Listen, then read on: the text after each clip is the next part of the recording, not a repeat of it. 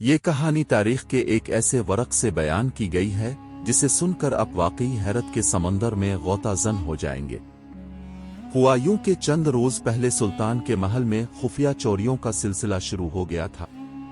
चोर इस कदर सफाई और महारत से अपना काम करता था कि लोग इसे इंसान नहीं बल्कि कोई ऐसा जिन समझने लगे थे जो नजर तो नहीं आता मगर अपनी मौजूदगी का एहसास छोड़ जाता। चीजें गायब हो जाती मगर कोई सुराग ना मिलता। रफ्ता रफ्ता ये सिलसिला इतना बढ़ गया कि एक रात बादशाह की वालिदा मलिका की कीमती कुंडी और हीरों की अंगूठी भी चोरी हो गई। अब तो महल में खलबली मच गई। सुल्तान को यकीन हो चला था कि ये कोई आम चोर नहीं बल्कि निहायत चालाक और माहिर शख्स है। ये इस वक्त का जिक्र है जब सूरज की तपिश बगदाद के शहर पर अपनी पूरी शिद्दत के साथ छाई हुई थी। महल के तमाम मुलाजिम और शाही खादिम सुल्तान अहमद के सामने नजरें झुकाए खड़े थे। हर एक के चेहरे पर खौफ और परेशानी अयां थी। खजाने के मुआयने के बाद ये इंकिशाफ हुआ कि कई और कीमती अशिया भी गायब हो चुकी हैं। जब मुलाजमों और खादमों से पूछ-पूछ की गई तो कोई भी ठोस बात सामने न आई। आखिरकार बादशाह के अक्लमंद वजीर के जहन में एक तरकीब आई। उसने अर्ज किया, शहंशाह आलम, अगर इजाजत हो तो हम कीमती खजाने और बर्तनों के दरमियान नीले रंग की एक खास स्याही रख देते हैं। ये ऐसी स्याही होगी जो एक बार लग जाए तो आसानी से ना उतरे। इसे इस कदर पोशीदगी से रखा जाएगा कि चोर को इसका इल्म ना हो। जब वो चोरी करने आएगा और किसी चीज को हाथ लगाएगा तो उसके हाथ रंग जाएंगे और हम उसे आसानी से पहचान लेंगे। बादशाह को वजीर की ये तरकीब बहुत पसंद आई और फौरन इस पर अमल करने का हुक्म दे दिया गया। अगली रात सब कुछ इसी मंसूबे के मुताबिक तैयार कर दिया गया। जब अगली सुबह खजांची और सिपाही खजाने का मुआयना करने गए तो हैरान रह गए। कीमती सोने के बर्तन गायब थे मगर इस बार एक फर्क था, जगह जगह नीली स्याही के निशानात मौजूद थे। अब असल हकीकत ये थी कि चोर कौन था।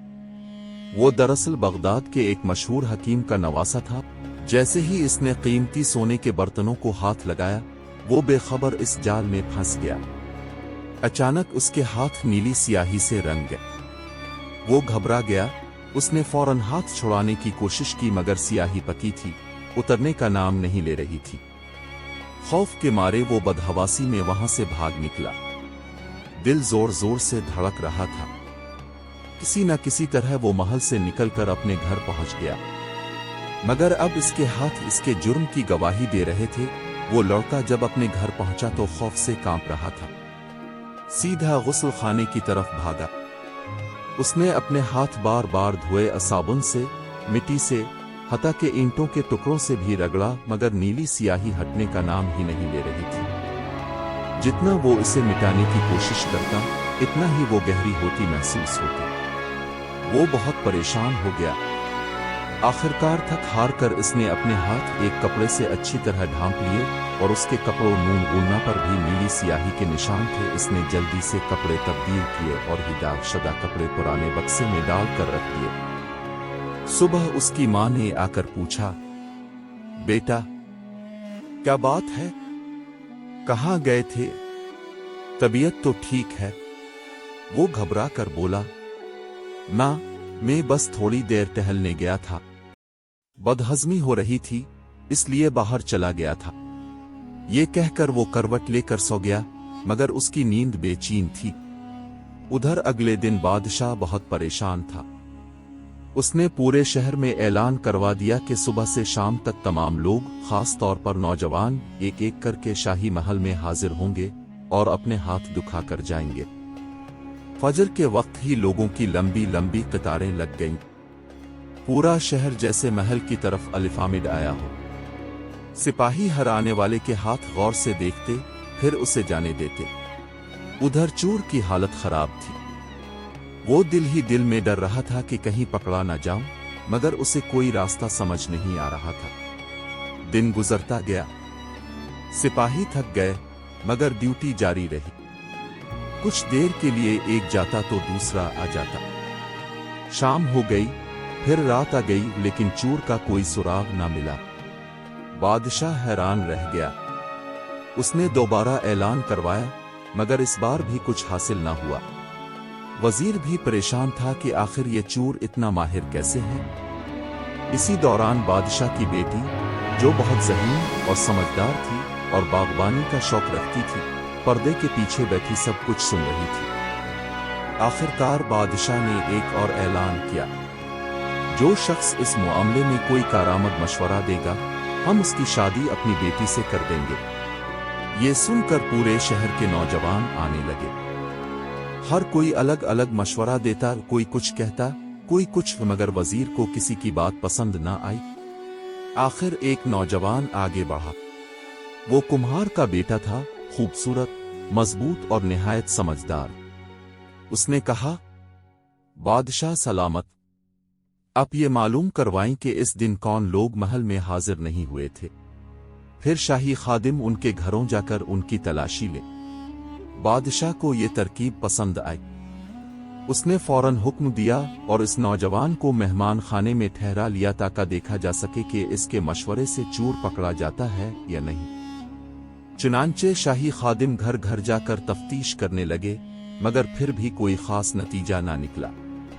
آخر ایک خادم آ کر بولا، بادشاہ سلامت، اب صرف چند لوگ رہ گئے ہیں، کچھ بوڑھے اور کچھ ایسے جن کے ہاتھ ہی نہیں ہیں یا کام نہیں کرتے۔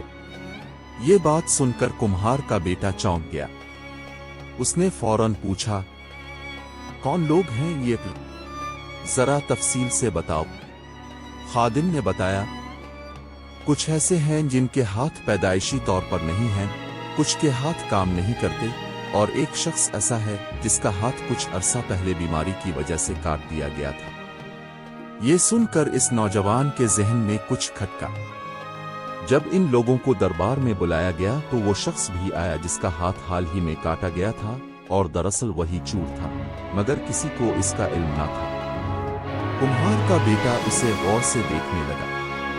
اس کی چال، اس کا انداز، اس کی گھبراہٹ، سب کچھ مشکوک لگ رہا تھا۔ جب اسے قریب بلایا گیا اور پوچھا گیا تو اس نے کہا، میرا ہاتھ کچھ وقت پہلے بیماری کی وجہ سے کاٹا گیا ہے۔